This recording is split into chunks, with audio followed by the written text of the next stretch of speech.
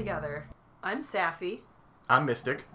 And we're here because we're going to go through and deep dive through video game lore, stories, backgrounds, worlds, because that's what we do together. We lore together. If you want to hear more about us, you can catch us on Twitter at LoreTogether. You can also email us at loretogether@gmail.com. And if you want to support the production and research of this show, go to patreon.com/loretogether. And you'll also be able to get a lot of awesome goodies that we want to gift to you, our lovely listeners. So thank you for listening, and let's begin. So for episode 3, we're starting with... what part of the freaking spectrum of, oh my god, everything that's under Elder Scrolls lore are we doing right now? Well, let's start with broad strokes for the most part. Okay, I think that's a great way for us to get lost in the weeds and the tangles that is everything Elder Scrolls. We are definitely lost in the weeds. I should explain a little bit beforehand what we'll be doing. We'll explain very briefly the universe as it is. So we'll explain continents and lands and all that stuff. Oh, I think we should clarify something for those people who may not know and are just listening to us because we sound pretty or whatever. So Elder Scrolls is referring to a series of video games that started in the 80s? Well, it started in 94 with Elder Scrolls Arena, which, when we cover the games individually, which I'm sure we will, at some point, it's kind of a complicated story of how that one got developed. There's 13 games in the series. Yeah, so when we said we're going to get stuck in the weeds, that's exactly what we mean. We're going to get stuck in the weeds. So this is about 25 plus years of continuity and lore, which I'm assuming in that 25 years with different development teams, and it's probably been switched around from company to company. Actually, it's all the same company. It's always been Bethesda. It's always been Bethesda. But Bethesda doesn't... I'm assuming Bethesda doesn't have a lot of people that have been there for all 25 years of Elder Scrolls game development.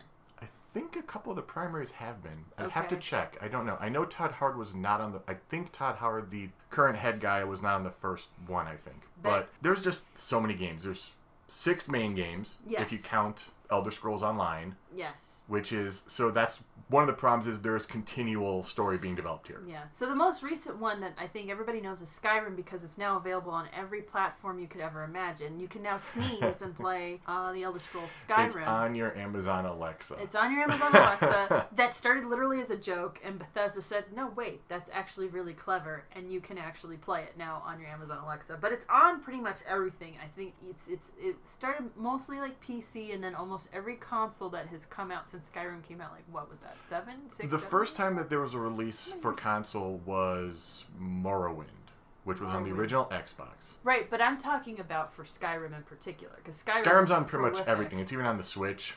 Yeah, it's gotten to be extreme. So that's probably the one of the elder. But for those of you who don't know, and I'm sure a good chunk of you who are going to be listening do, the Elder Scrolls is just one of many games that takes place within this universe. And as Mystic said, there's Arena is the first one, and then there are... Morrowind was the first one on consoles, and then Oblivion... was Oblivion after that? Yes. Okay. Oblivion was, for the 360, was kind of its first big, like the first console release that people really kind of got into. Right, and the modding community got really into it too. For PC, yes. It got to the point where, so here's a little badge of shame. I actually worked at a GameStop for a brief period of time. This is actually before Mystic and I met. And I had it as a job, a summer job in between my freshman and sophomore year of college. And they would not let us sell used versions of Oblivion because they didn't understand how mods worked. They thought mods could work on the Xbox 360 games. And the reason they didn't want you to resell it is because there was this fear that the mods would be with adult content in a game that wasn't originally an adult content game. Oh, really? Okay, so I thought they were talking about mods, like, because you could mod the console to play unauthorized games. I thought that was the problem, but you're saying it was... Oh, this was like a PS2 had like hot coffee in GTA. Yeah, well, that was something the developers actually put in the video game. Yeah. And there were some people where I literally had to tell a guy, I said, I can't take this game. And he goes, why not? And I said, you got to Google hot coffee, and that's all I can say. Like, that's all I can say. And then I'm sure the guy went, he Googled it, and he went, holy, and just understood he couldn't get his $20 for it. So $20, that's rich. GameStop doesn't give that much. They did, actually. If it just came out, they'd give you $20. Best I can do is $3.50. Oh my god. Okay, Loch Ness Monster, get out of here. So there's 6 main games, if you include online as a main game, which I think most people do. There's 7 spin-off games. 7 spin-off games. All of these contribute to the lore in some way. Wow. Okay. That's not There's whole community. There's a whole Reddit community that is just Elder Scrolls lore. Hi, everybody. We heart you, by the way. Please don't And I'm sure us. that they're going to find something I make a mistake on. Give Mystic a break, okay? This is not his full-time job. I mean, it's more of a part-time job, and he's not Elder Scrolls related all the time. Right. Well, part of the problem is that a lot of the lore, like there is a continuity, but there are contradictions throughout as well.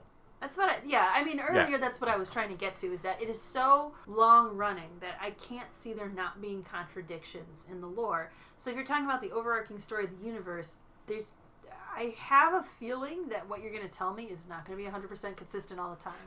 And it's really hard to kind of know where to start. We can't just start with Arena, because some of the lore that's in there has already been contradicted in the later games that I think more people are familiar with. Right. So, for instance, one of the races since Morrowind, the Imperials, wasn't even in a playable race in Arena. Right. So we're going to start with the broad strokes. We're not going to start in a specific game. It's just going to be, here's the broad strokes. I think that's the more interesting lore to me, too, because I like to see how the universe continues. Because you can tend to jump around, like, up to centuries, right? If you take Skyrim as now, Elder Scrolls Online is something like 2,000 years in the past. Okay. That makes sense. So we're going to start with the familiar and then go to the unfamiliar. Okay. So we're going to start basically where all the games take place so far has been what is called Tamriel. Okay. Tamriel is a continent. I know this merely because we have a map of Tamriel in our dining room. And it's comprised of 9 different provinces. Mm-hmm. Each province is home to one race. It gets a little complicated at times, obviously. One race, and, is race as a social construct in a lot of ways. Also a species. Also a species. But the difference between Nords, Imperials, and Redguards is very much the difference between humans from the continents of like, Europe. No, actually. What? Yeah. Okay. This is stuff that some of the stuff I didn't even know about until I was researching this. All the races have subcultures that we won't get into this time. We'll get into those when we do, like, episode specific. Like maybe we do a continent per episode at some point. A province per episode, actually. Province per episode, okay. They have subcultures, predecessor races, long disappeared races. There's a race called the Limothet, which I didn't even know about. Well, like, for example, if you play Skyrim, there's a lot of references to ancient, what they call Dwemer ruins, but essentially it's the idea of they're dwarves, and it's kind of like they have all these clockwork traps and very technologically advanced. But they're ruins. Those people don't exist anymore. So you see that. We should probably explain. Unlike Myst, you've actually played an Elder Scrolls game. Okay, yeah. So I only touched a little bit of Oblivion, and I've watched little meme stuff on Morrowind, because who doesn't know the nee meme at this point? And if you don't, we should put that link in the description, just because everybody needs to know how ridiculous that is. But I've actually played Skyrim. I really liked it because I didn't have to finish the story to have a good time. And I played with, I had 3 different characters with 3 different themes, because my first one was a Khajiit I had no idea what it was doing with. And she became, like, the College of Mage person. And then I had a Redguard fighter, because I didn't want to have to deal with magic. And I also had a spellcaster-specific Dark Elf, which I forget the official name for their... Dunmer. We'll get there. A Dunmer. But anyway, I found it really fun and engaging for a point. It's actually also a game where if you just want to walk around and, like, look at flowers, it's a great game for that. You have not played it for a while, though, have you? It's been a couple years. It's probably been several years, to be honest, because, I mean, my thing that I go back to all the time is Sims 4, which, of course, Mystic admonishes me for. It doesn't bother me that much.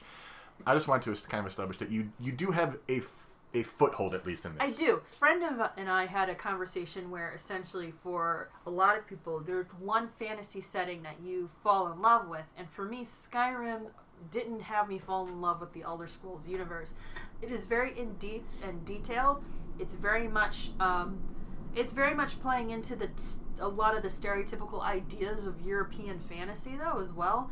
And if you're not doing a twist on it, I'm usually not as intrigued. So that it's much as a universe that I have a lot of respect for and I've enjoyed. It's not the one I've fallen in love with, which I think in the future, over time, you guys will figure out which one I'm obsessed with. I don't want to reveal which one it is right now just yet. I want to make it a surprise.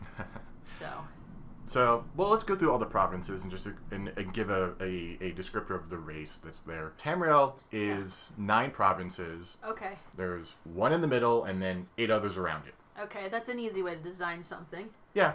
So we'll start in the middle and then we'll go clockwise. Okay. In the middle is Cyrodiil, which is the seat of the Empire. Yes. The Imperialists, essentially. It's where the Imperials are from, and this is why I mentioned the Imperials is actually kind of a misnomer.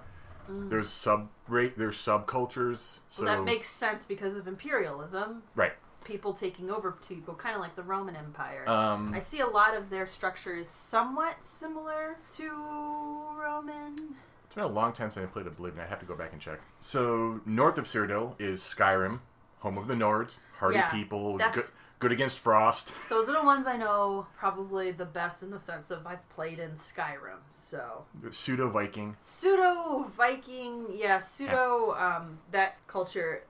The biggest thing to remember though is that they kind of have a disagreement with the Imperials about the way the gods are. Well, we'll get there eventually. We have a long way before we get to that. Okay, we don't have to talk. Maybe I shouldn't have mentioned that. I'm sorry. It's fine. People already know that part because Skyrim is the most popular Elder Scrolls game. Right. So, clockwise from Skyrim, you have Morrowind, which is home of the Dunmer or the Dark Elves. Yeah. Morrowind is, if you don't want European fantasy, that's probably the one you may want to go with. It's very much it's very alien feeling.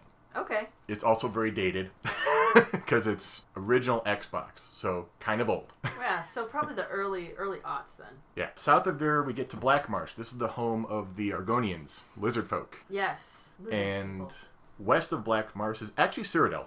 Cyrodiil's not landlocked. It has 2 coast regions. Okay. So once to the south, and if you go west of that, you get to Elsewhere, which is the home of the Khajiit, which are cat people, and they are a really complex race. We'll get to them eventually, but there's a lot of variation amongst their people. The Khajiit are, but unfortunately also then the most stereotyped outside of Elsewhere, I would assume. Very much so. Not even the Argonians get kind of spit on, but it's the Khajiit who basically get the worst stereotypes. Yeah, if I remember correctly, in Skyrim, the Khajiit aren't even... Like, you can play a Khajiit and go into cities, but, like, all the other Khajiit are outside of the city. Like, they're not allowed in. Oh, yeah. No. All the other... you basically, since you're the Dovahkiin, you can get away with a lot of stuff. Yeah. But, yeah. West of there is Valenwood. This is home to the Bosmer, or the Wood Elves, great archers. Very cliche. Very much kind of the Legolas style, Tolkien elf kind of thing going on. To continue clockwise, we're going to have to go a little bit out into the water to what we call the Somerset Isles. Okay. The Somerset Isles is the home of the Altmer, or the High Elves. They have a huge superiority complex. Oh my god, I hate them immediately. You get introduced to one in particular early on if you do the plot line in Skyrim, and you just want to barf right then and there. Yeah, they're pretty much a pain in the ass. Yeah. Fun to play one that doesn't believe that they're better than everyone, though. Okay, I haven't done especially that if you mod Skyrim to... I'd rather go Dunmer. That's me.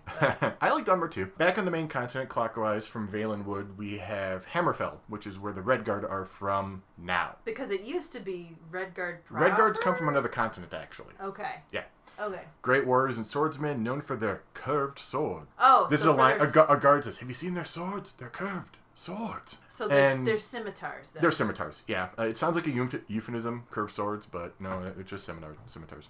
So, okay. Lastly, to the northwest, we have High Rock, home of the Bretons. They're kind of as close as you can get to a half-elf. Their ancestors are both men and Mer. Mer are the elves. The elves, yeah. Yeah. Also in well, it's not quite. The orcs are the last race that we haven't mentioned yet. Right. They don't have their own province. Oh, displaced like they have their own city-state, though, called Orsinium. Okay. Orsinium used to be in High Rock up until the 4th era. Skyrim takes place in the 4th era, just to give you a frame of reference. And Orsinium in the 4th era is in Hammerfell, right near the border with Skyrim. Okay. So that's kind of the general overarch of all that, Tamriel is a continent upon what is called Nirn. Nirn is the planet that it's on. Okay. There's 3 other still existing landmasses, as well as a bunch of islands all over the place. Okay. The major one other than Tamriel is called Akavir. Akavir. And do we know anybody from Akavir? We do, in a kind of a roundabout way. We've never been there. Okay. But people have come from Akavir, and people have gone from Tamriel to Akavir. Okay. In fact, Akavir has invaded Tamriel numerous times.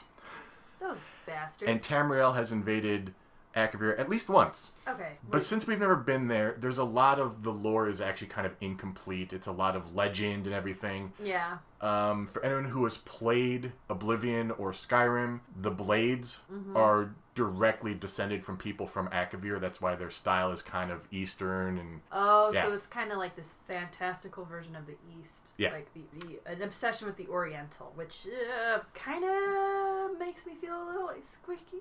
Well, I think it's more...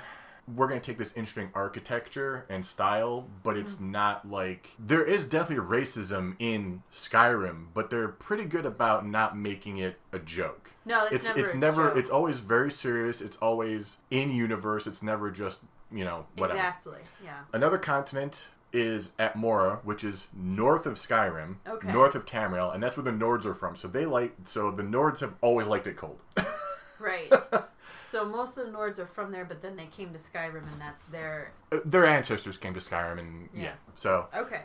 And then one I didn't even know about until I was doing research for this, and I have no idea if I'm pronouncing this right. Okay. Pyandonia? Pyandonia? How do you spell that? Pyandonea.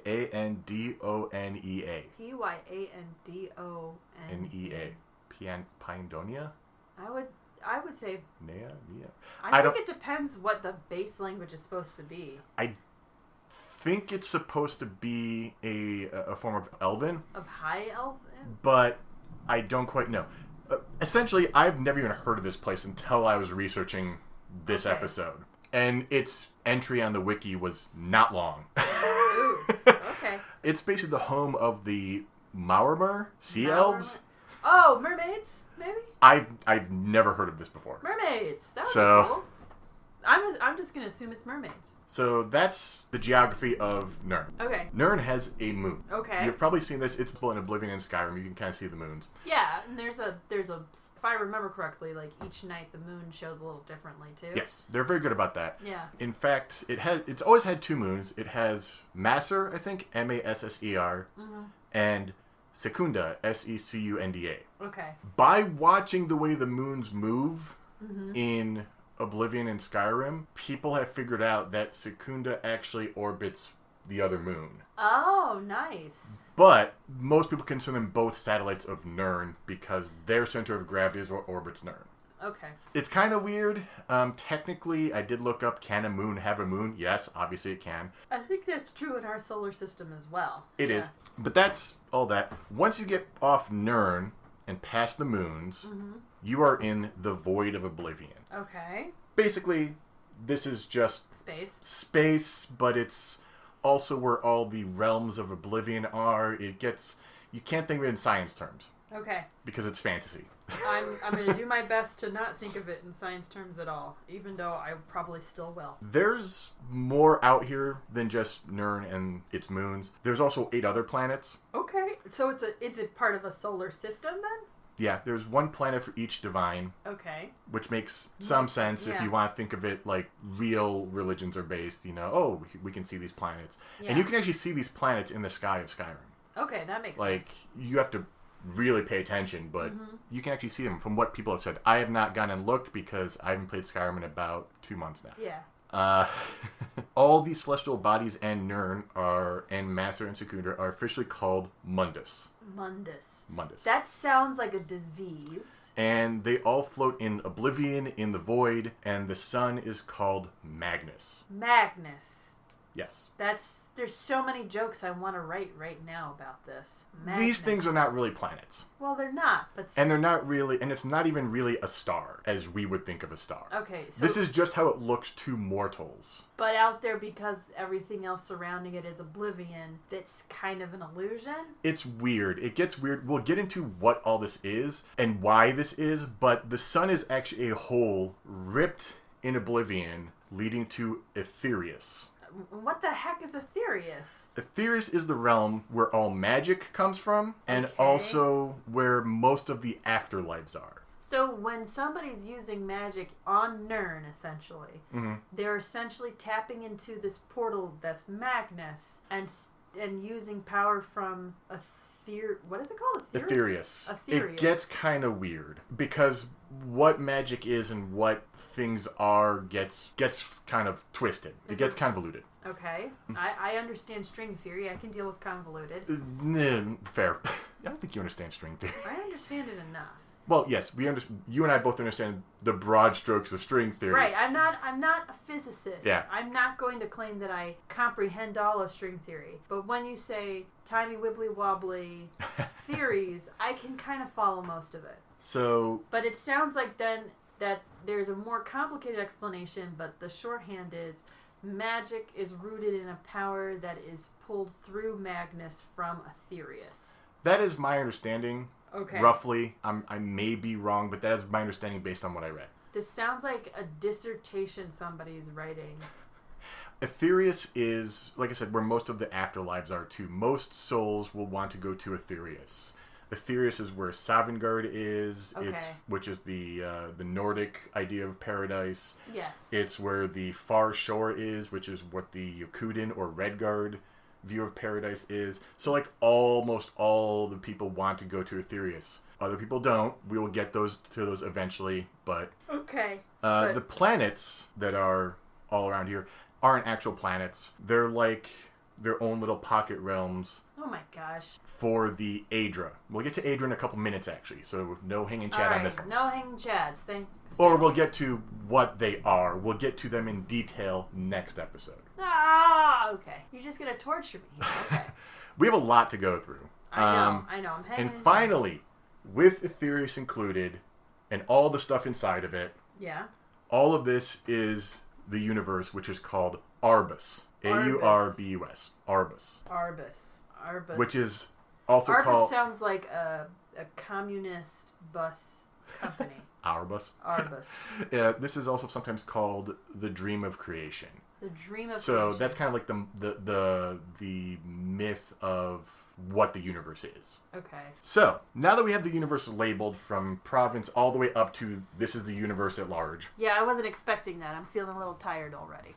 Oh, it's going to get worse. No. You may be wondering how all of this was created. I really hope it's a simple answer like some extraplanar being farted and all of this came in. This is the rest of the episode is going to be the creation. Oh, no. Okay. And I'm hanging in there, guys. I have to give a shout out Okay. to a YouTube channel called Fudge Muppet. Fudge Muppet. Good name, actually. I like that name. It seems to be a group of people because they always introduce who they are at the beginning of the episode. Okay. But after reading the lore and getting thoroughly confused between the reality and the myths that are in the Elder Scrolls, for example... Their video helped a lot sorting through all of this. And in fact, I cribbed a lot of notes from them and then embellished it based on my own readings. There's a book called The Annotated Anuad. Anuad. And there's also a book called A Children's Anuad. The Anuad is basically like the creation myth. Okay. And they're roughly the same, but the Anuad is the story of creation, and it portrays it as a love story with two brothers and a female entity they spawned into being through... It's weird. What? Yeah. So we're not basing it off of that We're not basing it off that because it personifies forces that aren't actually... But it also sounds like an incestual version of Romulus and Remus. That's the problem, is it personifies things that aren't actually people. Oh, God. Okay. So we're not going to be following that. And you may want to take a deep breath because there is a lot of names coming up. Okay, all right. Come on, everybody, breathe in. Breathe out. Okay. Are you here with me? Let's go on this journey together. Just remember, inhale through your nose, exhale through your mouth. Remember, this is all fiction, so if you don't remember all of it, it's okay. So, in the void, there are two forces. Okay. Anu and Padme. Anu and Padme. Now, is like Anakin and Padme? I think this was written before that was a thing. George Lucas is just such a thief sometimes. You can't be sure. I'm just, so there's can Anu and Padme, am I assuming there's just like going to be a duality of light and dark? Very good. Okay. Yes, they are equal and opposing forces. Anu is order versus Padme, which is chaos. It's light versus dark. That is a classic religious trope. So, stasis versus change. Stasis versus change, okay. We're not applying morality or thought or personification. They are forces of nature. Okay. This is the general view of creation. Okay. Other races have different names for forces. Sometimes they are one person with two faces in the mythology. Like Janus or something. Yeah. So we'll get to all of those individualities eventually. We're just going to do the basic general myth. Okay. Somehow, we don't know how, or technically why. Mystery. Anu spawns their own soul. What? I'm sorry? So, wait, is Anu the one that represents chaos? No. Anu is the one that represents order. And what? My brief understanding is it's kind of like trying to understand Padme is my grasp at maybe why. So to make sense of the chaos that they're existing with, they spawn a soul. A soul. And the soul is called Anuiel. Anuiel, okay. And it is, technically this is the soul of all things. This becomes, it's what's called. Yeah, you guys can't see my face, but my face is like contorting as if I'm about to have a stroke. Padme, being a equal opposing force, spawns their own soul. Because they're jealous. That's called Sithis. Sithis. You may have heard this name before. Sithis sounds like a force that I feel like some people try to gain the favor of in the game at some point. Okay. Despite how it sounds, these are still not entities. These are named abstractions. Named abstractions that exist within the universe. It's kind of like if you gave gravity a name. Yeah. And gravity and the interplay of gravity and light and everything created, it's weird. Which then reminds me of one of the best songs ever, If I Were a Lowly Photon. We can link that in the description. Anuiel is order and everything. Literally, order and everything. Order and everything. Sithis is chaos and nothing. The void. So this sounds like matter and antimatter to me when I first understand it. Yeah, you can't quite apply scientific ideas to this, but it's still opposing forces. I understand that, but it's one of those things where it sounds... Now, is it something where the combination of these two would cause the end of the universe? No. Okay. Well, then I have to think about it a little. At least I don't think so. Again, it's always weird. So, their interplay of Anuiel and Sithis spawns the actual creation of the universe, which is Arbus, as we discussed. Arbus. So they have their own little metaphysical, not really sentient love child. Okay. Arbus, upon its creation, is turbulent. Yeah. There's no real form. It's just swirling energy. It's just a thing with no order. It's pure chaos. Okay. So Anuiel decides that it needs to fix this, so it spawns its own soul. Okay. So the soul spawns another soul. Yeah, again, we're applying labels that don't really apply at this point. Oof, this is tough. Yeah, I did say take a deep breath. Oh, yeah, breathe in with me, guys. Breathe in. Breathe out. Okay, hang in here. This is crazy. So, Anuiel spawns Auriel. Auriel. Yeah, Anuiel, A-U-N-I-E-L. Mm-hmm. Auriel, A-U-R-I-E-L. Okay. Which created time and stabilized all this turbulence. Okay, because then there is essentially an ordered progression of how things should go. Right. With the creation of time, beings called the Etada, E-T-A-D-A, came into existence. Okay. An Auriel is one of these Etada. Etada means original spirits. Okay. Kind of are the equivalent of gods, but also not. We'll get through why, but Auriel is kind of the first actual entity in the story. Okay. And with the creation of the Atata, Aetherius and Oblivion are actually created too now. Okay. So we have those two planes in the universe, and that's all. There is Aetherius. Okay. And there is Oblivion. There is no Nirn, there is no Mundus, there is no anything else yet. So there's, okay.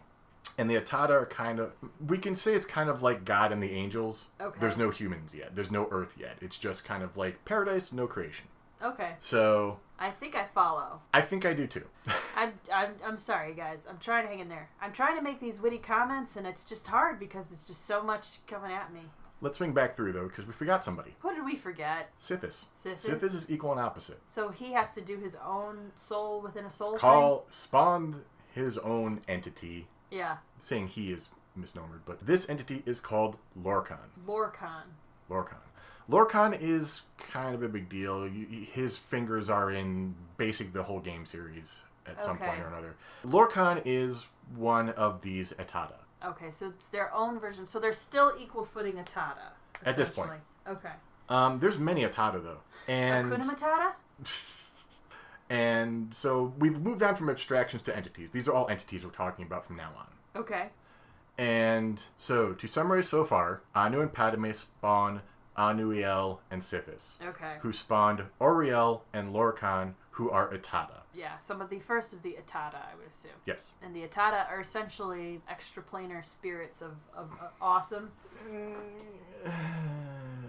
Well, let me explain, because we're going to run through what the Atata are and what they become and everything. Okay. So Lorkhan gets with the other Atata. Auriel. Well, all of them. There's multiple of them. There's more than just two of them now. When you say get together, I assumed romantically, but what you're saying is just hang out. Hangs out and basically pitches this idea like, we should make our own plane of existence. Okay. And he wants to basically make Mundus. He wants to make something creation. Okay. Here's the problem. Anu and Padme are fundamental forces of nature. Mm-hmm. They can spawn and create at will, no problem. Okay. The Atata, though, require giving a part of their own selves to create.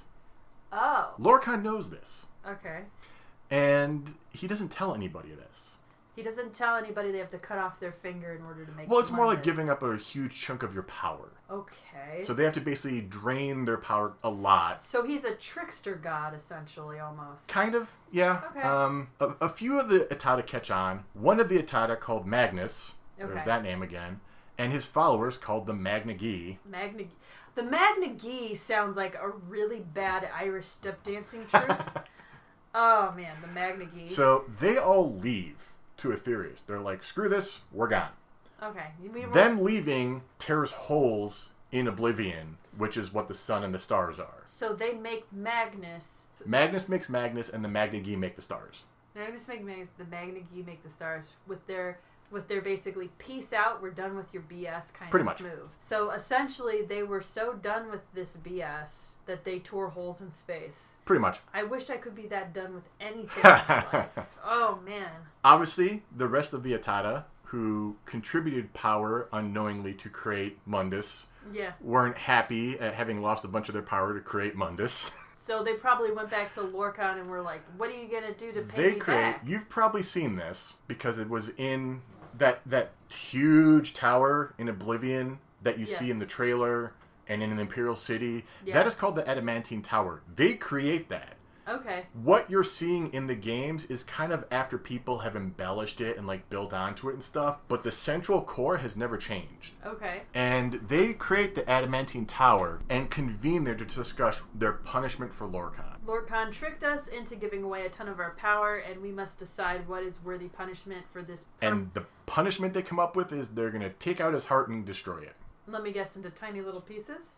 The problem is they can't. So they take If they destroy it, they destroy Nirn. It's like Davy Jones' heart and freaking Pirates of the Caribbean, which If they destroy it, they destroy Nirn, the thing they just created. So that's kind of, we can't do that. Okay, so you destroy the heart of Lorkhan, you destroy Nirn. Yeah. Okay. So now, even Fudge Muppets video says at this point things get really confused. Now we're supposed to be confused. That was my reaction. We weren't confused beforehand with these entities that aren't even supposed to be sentient, giving birth to other entities that aren't even supposed to be sentient in any way, shape, or form. It takes like 4 generations of non specific existence things before we get to something that's simple as a concept of time. Like, oh man. Oh, we can go through the craziness if you want of the actual annotated Anuad. You know what? No, let's not. I can tell you the broad strokes after, and you can react. Patrons need to tell me if I need to.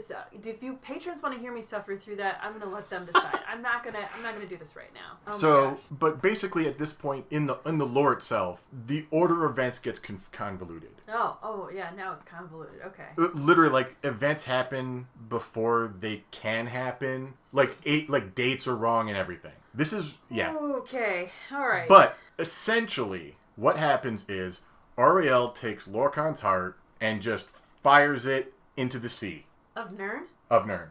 Where eventually... It is like Davy Jones' heart. Where it becomes... it's awful. And where his heart lands in the sea, the Red Mountain grows, which is part of Morrowind. It's a volcano. Okay. And it slowly becomes the island of Vardenfell, which is like this big island in the province of Morrowind. Okay. And in fact, you find the heart of Lorkhan in Morrowind if you do the quest. Whoa. Yeah. So, I haven't played Morrowind in a long time. I don't remember what happens with that. That's Oblivion. Oh, that's Oblivion? Damn, I thought that was specifically Shivering Isles. Okay, never mind. Wrong reference. Now, because the Atada lost so much power creating Nirn and Mundus, they don't have the ability to travel to Aetherius. They can't leave. So the Atada are stuck in Mundus. They're stuck in Mundus. They can leave Nirn, though. Okay. So they leave Nirn and go into the Void of Oblivion, and, these are the planets that mortals see. Okay. Kind of keeping watch over Nirn and influencing it as much as they can. Because that's the only power they have left now compared to the other Atada who basically just said deuces were out and created Well, there's all these more worlds in Atada space. even, actually. There are Atada... So, these Atada who actually helped create Mundus and Nirn are Ariel, who also goes by Akatosh. Akatosh. I like that one better. Arke. Arke. Julianos, Kinnereth, Mara, Stendar, and Zenithar. Yes. These are the 8 divines. Yes. So... And everybody be very careful who you wear an Amulet of Mara around. That's all I have to say. I'd be more curious about who I'm wearing the Amulet of Bella around. In fact, they say that people who are promiscuous are practitioners of the Debellan arts. Ooh. There's one in Skyrim you can actually meet. She is very promiscuous with men, and she has a shrine of Debella in her room. Oh, so nice. So they rest in the void as the 8 planets kind of circling Nirn. There are also Atada who didn't give up any power to help create Nirn. They're like, this isn't what we care about. Yeah. Those are the Daedra. The Daedra. Yeah, so you have the Aedra, which are the 8 divines, and the Daedra, who are the ones who basically didn't use any of their power to create anything. These names do have definitions. I believe Aedra is of our ancestors, and the Daedra are not of our ancestors. It's elven words, I think. I was planning on going through that next episode, but I think that's roughly what it translates to. Okay. And the Daedra, because they have power, because they didn't use any power, they have much more influence on Nirn. They don't leave. They kind of hang out in Oblivion as well. Kind of to essentially feel powerful over these basically minuscule forces, because you think about the mortal influences on Nirn, they're not going to be able to do anything with there are no mortals yet. I know, but there's nobody to lord over yet, but the Daedra kind of each create their own little pocket in Oblivion that is what they like, their ideal realm, their ideal place, and it's much less taxing than creating Mundus. So they have their own little realm. And that's kind of what the planets are, too. The planets with the Aedra are kind of like their own little small realms that they can kind of still be in. At least that's my understanding of it. And we're almost done, actually. Oh. For this episode, because I want to go through the Aedra and the Daedra in detail next episode. Okay. Yeah, because my brain... There's a lot of names. This is a lot of, brain-melting facts. I can feel it dribbling out of my ears. So you have the Aedra that helped to create Mundus. Yeah. You have the Daedra that didn't help create Mundus. Okay. You also have Atada, which they both are. Hakuna Matata. Who really liked creating stuff. Uh-oh. And they used up all their power and stayed on Nirn. Like, they couldn't leave Nirn. They used up too much power. Okay. These are the... I'm going to butcher this. El Nofe? Elnofey.